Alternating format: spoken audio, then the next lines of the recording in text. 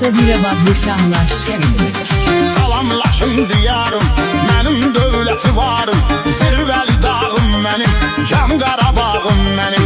Can sənə qurban olsun, sözüm ərmağan olsun. Var Laçının faydası, Nolqıq birdi seriyası. Yaxşılara təkandı, əziz gözəl məkandı. Var şükürün hörməti, vardı qədir qiyməti. Şair söz icadından, yazdı şükürün adından. Nolqıq birdi zirvədə, daima ön pillədə. Yazdı şükürdən kəlam, şairdən olsun salam. Bütün Laçın diyarına, düşsün hər şey axarına.